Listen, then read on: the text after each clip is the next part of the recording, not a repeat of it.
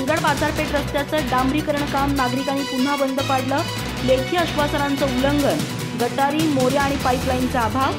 चंदगडकरांचा ठाम इशारा, निकष पूर्ण होईपर्यंत रस्ता होऊ देणार नाही।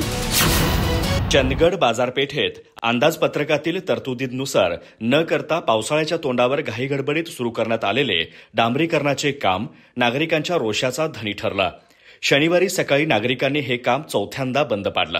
यापूर्वीही 3 वेळा काम थांबवून सार्वजनिक बांधकाम विभाग आणि ठेकेदार कंपनीकडून लेखी आश्वासनं घेण्यात आली होती। मात्र 9 एप्रिल 2024 रोजी दिलेल्या त्या लेखी आश्वासनाची कोणतीही अंमलबजावणी न करता तिलारी गारगोटी हायवे प्रायव्हेट लिमिटेड या कंपनीने थेट डांबर टाकण्याचं काम सुरू केलं। या प्रकाराला विरोध करत चंदगड अर्बन बँकेचे अध्यक्ष दयानंद काणेकर, संजय गांधी समितीचे अध्यक्ष प्रवीण वाटंगी, माजी जिल्हा परिषद सदस्य राजेंद्र परीट यांच्या नेतृत्वाखाली स्थानिक नागरिकांनी काम बंद पाडलं।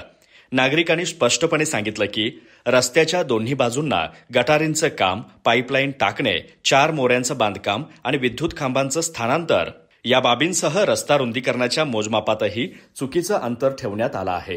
त्यामुळे काही व्यापाऱ्यांवर अन्याय झाला आहे। मृग नक्षत्र सुरू होताच शहरात डांबराचे थर पसरवले जात होते। मात्र काम सुरू असतानाच संतप्त नागरिकांनी थेट काम थांबवलं। चंदगड फाटा ते बाजारपेठ दरम्यान मोऱ्यांचं काम अद्याप झालेलं नाही। त्यामुळे डांबरीकरणाचा थर टाकून वरवरचे काम दाखवण्याचा ठेकेदाराचा प्रयत्न असल्याचा आरोप करण्यात आला। जोपर्यंत कंपनी अंदाजपत्रकातील सर्व निकष पूर्ण करत नाही तोपर्यंत चंदगडकर शांत बसणार नाहीत, असा ठाम इशारा नागरिकांनी दिला आहे।